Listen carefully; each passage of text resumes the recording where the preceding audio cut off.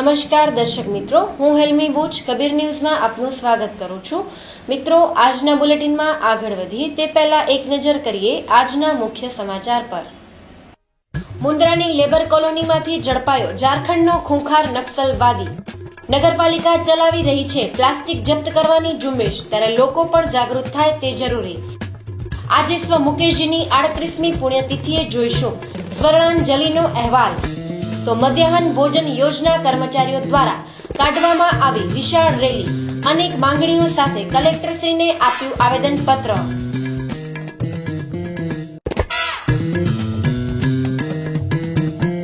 ઝારખંડ પોલીસની બાતમીના આધારે મુન્દ્રાની લેબર કોલોનીમાંથી મુન્દ્રા પોલીસે ઝારખંડના એક ખૂંખાર શખ્સને ઝડપી લીધો હતો। નક્સલી પ્રવૃત્તિઓ સાથે સંકળાયેલો હોવાની વિગતો બહાર આવતા કચ્છમાં થતી અવરજવર પર કડક નજર રાખવાનો સમય આવ્યો છે તેવું લાગી રહ્યું છે। ત્યારે જોઈએ આ બાબતે પોલીસ ડિપાર્ટમેન્ટે રાખેલી પત્રકાર પરિષદનો રિપોર્ટ।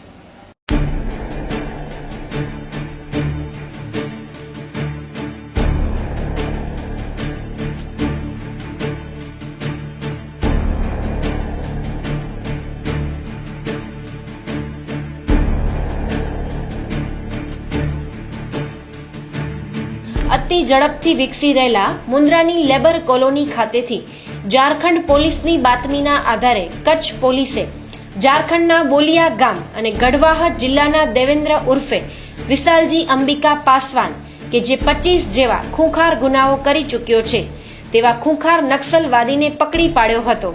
આ અનુસંધાને બોલાવાયેલી પત્રકાર પરિષદમાં એસપી ડીએન પટેલે માહિતી આપતા કહ્યું હતું કે સુધીર ઝા સાહેબ તરફથી એમના ઝારખંડ વિસ્તારમાં લાતેહાર ડિસ્ટ્રિક્ટ અને ગઢવા ડિસ્ટ્રિક્ટમાં માઓવાદી ચળવળમાં જોડાયેલા એક ખૂંખાર નક્સલવાદી લેફ્ટ વિંગ એક્સ્ટ્રીમિસ્ટ નો આતંકવાદી ટાઈપની પ્રવૃત્તિમાં સંડોવાયેલો એક ઈસમ જે ઘણા ગુનામાં વોન્ટેડ છે, લગભગ 2 ડઝન ગુનામાં વોન્ટેડ છે અને એ આ વિસ્તારમાં એનું લોકેશન મુન્દ્રા વિસ્તારમાં હોવાનું જણાયેલું।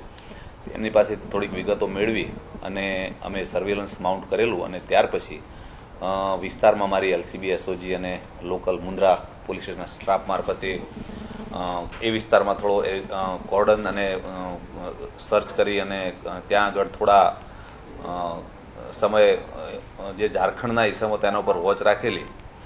ત્યાર પછી એક લોકેશન નક્કી કરવામાં આવેલું કે આ જગ્યાએ હોવાની શક્યતા છે।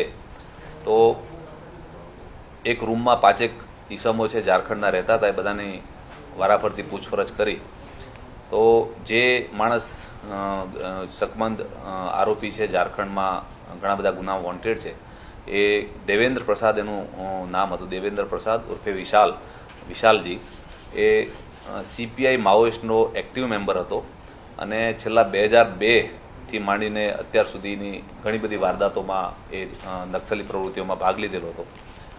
શરૂઆતમાં એને પોતાની ઓળખ છુપાવવાની ઘણી કોશિશ કરી, એનું આઈ કાર્ડ વગેરે હતું એ પણ એને સંતાડી દીધેલું હતું, પણ એના જે ચહેરા નિશાનના જે માર્ક્સ હતા, કટ માર્ક્સ ને બધા, એના ઉપરથી અમે આઈડેન્ટિફાય કર્યું કે ભાઈ આ જ માણસ છે અને એનું વેરિફિકેશન કર્યું ઝારખંડ પોલીસ સાથે અને એ થોડી પૂછપરછમાં કોન્ટ્રાડિક્શનમાં એને પોતાની રીતે કબૂલ્યું કે પોતે ઝારખંડમાં ઘણી બધી વારદાતોમાં એણે ભાગ લીધેલો છે અને ત્યાંથી બચવા માટે એ અહીંયા હવે અત્યાર સુધીની તપાસમાં એવું કહે છે કે હું હવે સરેન્ડર થવા માંગતો હતો, પણ શરૂઆતમાં થોડું કમાઈ લેવા માંગતો હતો, એટલે આ વિસ્તારમાં ગુજરાતમાં કોઈ પણ જગ્યાએ સારી નોકરીની શોધમાં હતો।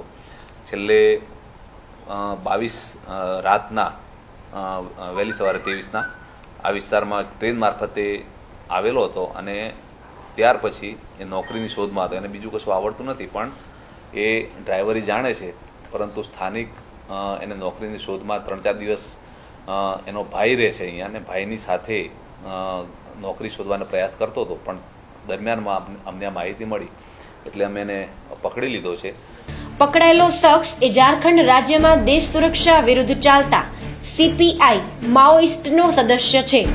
AK-47 જેવા હથિયારોથી સજ્જ થઈ સુરક્ષા વિરુદ્ધના અભિયાનમાં અનેક હત્યાઓ આ શખ્સ દ્વારા કરવામાં આવી છે।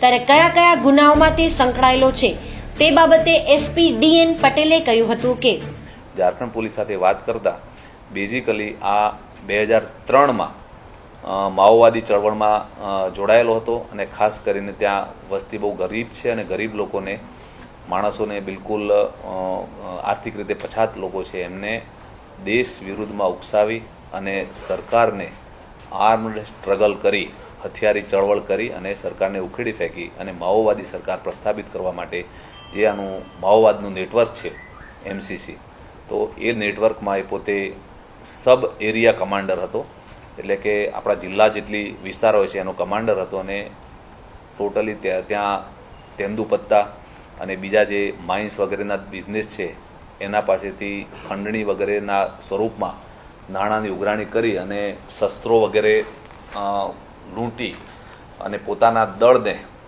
મજબૂત કરી અને આર્મ્ડ સ્ટ્રગલ પોલીસની સામે અંબુશ જે સેન્ટ્રલ પેરામિલિટરી ફોર્સિસ છે એની સાથે એ વિસ્તારમાં જે ફરજ ઉપર છે જંગલમાં જ્યારે પેટ્રોલિંગમાં જાય ત્યારે એને અંબુશ કરીને એને હતાહત કરવા, એના ઉપર હુમલા કરવા, એવા અડધો ડઝન જેવા ગુનામાં સંડોવાયેલો છે.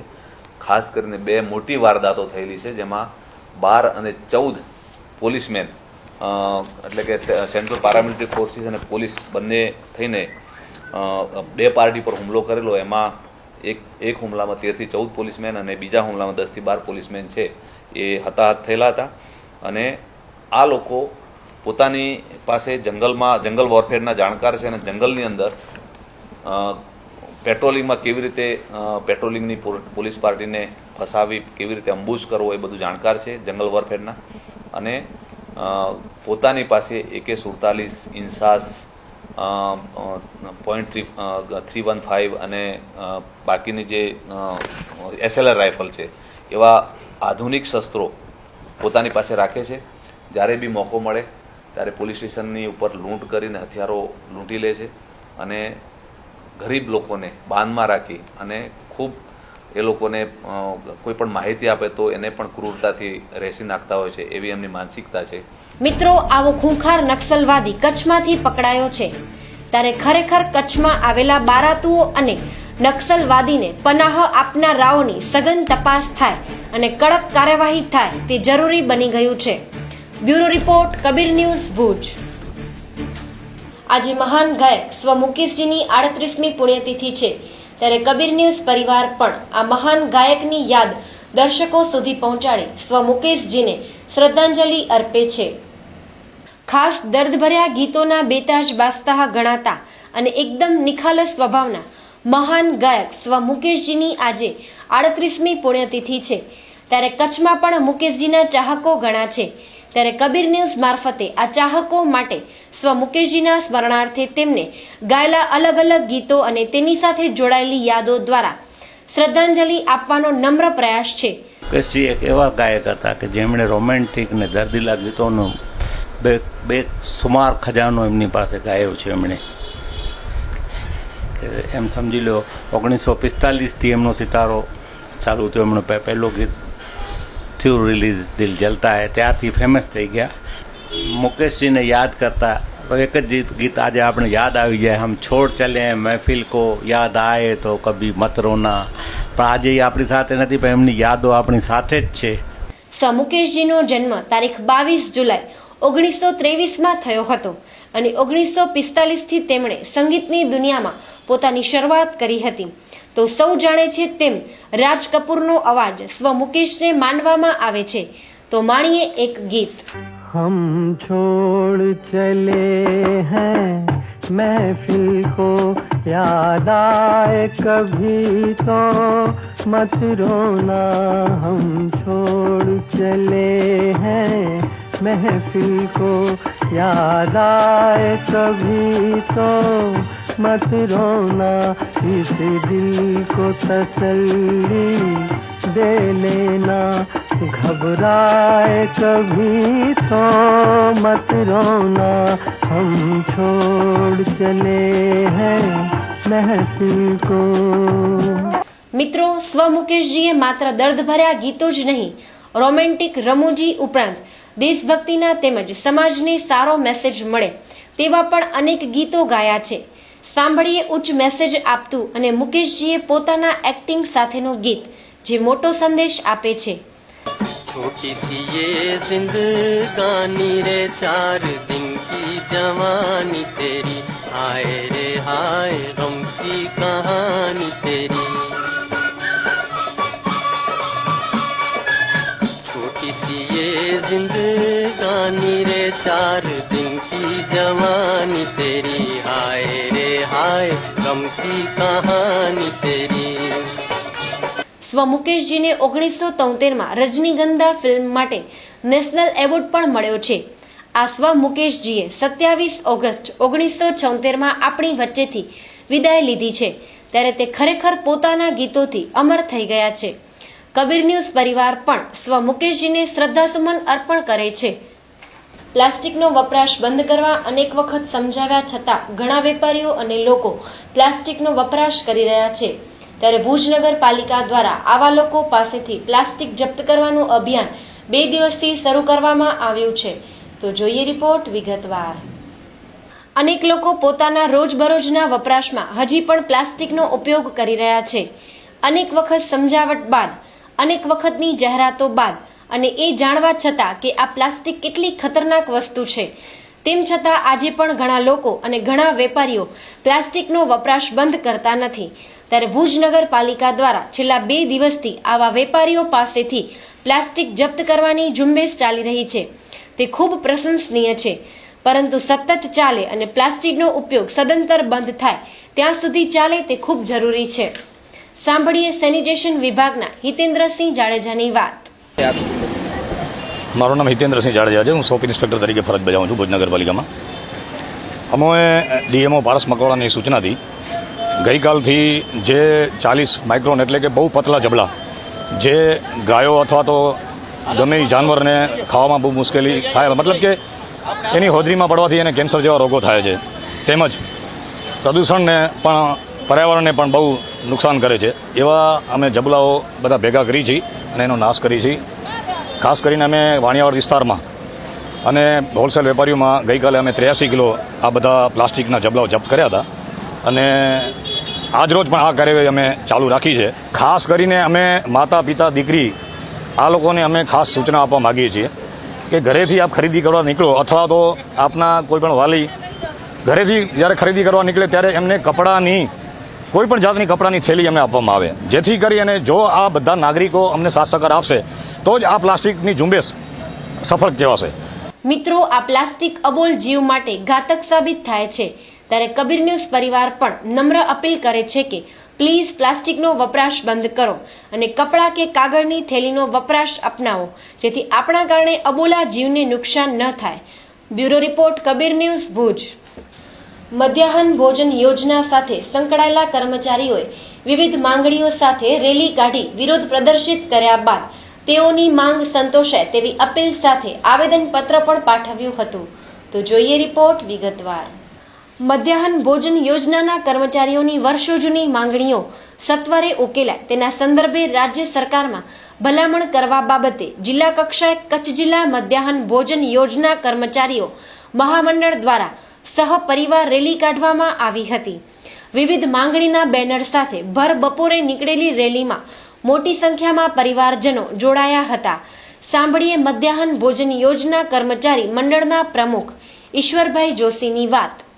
એનજીઓ દાખલ ન કરે ગુજરાત, એના માટે ગુજરાતની અંદર ગાંધીનગરમાં અસંખ્ય વખત અમે રેલીઓ કાઢી, મહાસભાઓ કરી અને જ્યાં કરીને આપણા ગુજરાતના મુખ્યમંત્રી નરેન્દ્ર મોદી સાહેબના સદભાવનાઓ હતી તે સદભાવનાઓ અમદાવાદ ખાતે અને હિંમતનગર ખાતે પણ અમે દેખાવો કર્યા અને છેલ્લે 504 દિવસના આંદોલનના અંતે અમે ગાંધીનગરથી ચાલતા નવસારી જિલ્લાના દાંડી ગામે જલાલપુર તાલુકાની અંદર અમે 11 દિવસે પદયાત્રા કરી અને દાંડી કાઢી. છતાં આ ગુજરાતના મુખ્યમંત્રી નરેન્દ્ર મોદી અમને મચક ના આપી એટલે અમે છેલ્લે જિલ્લે રેલી કાઢવાનું નક્કી કર્યું અને આ જિલ્લાનું અમે આજે પ્રથમ અમારું આ જિલ્લાની અંદર અમારું રેલી કાઢવાનું અમે નક્કી કર્યું છે અને ત્યાર પછી આ અઠવાડિયાની અંદર 2 જિલ્લાની અંદર બીજા રેલી કાઢશું, ગુજરાતના તમામ જિલ્લાઓમાં રેલી કાઢશું અને રેલીઓ કાઢ્યા પછી પણ જો આ રાજ્ય સરકાર જો અમારા પ્રશ્નોનું નિરાકરણ કરવા માટે નહીં બોલાવે તો આવતા દિવસોની અંદર દિલ્હી ખાતે અમે જંતર મંતર ઉપર અમે અમારું આંદોલન ચાલુ કરશું. મહારેલીમાં તમામ કર્મચારીઓ પોતાના બાળ બચ્ચા સહિત જોડાયા હતા અને હાઈકોર્ટે કરેલા ચુકાદાની વાત પણ કરવામાં આવી હતી. તો સાંભળીએ ચંદનસિંહ વાઘેલાની વાત. મધ્યાહન ભોજનના વર્ષો જૂના પ્રાણ પ્રશ્નો માટે આ મહારેલી યોજવામાં આવી છે.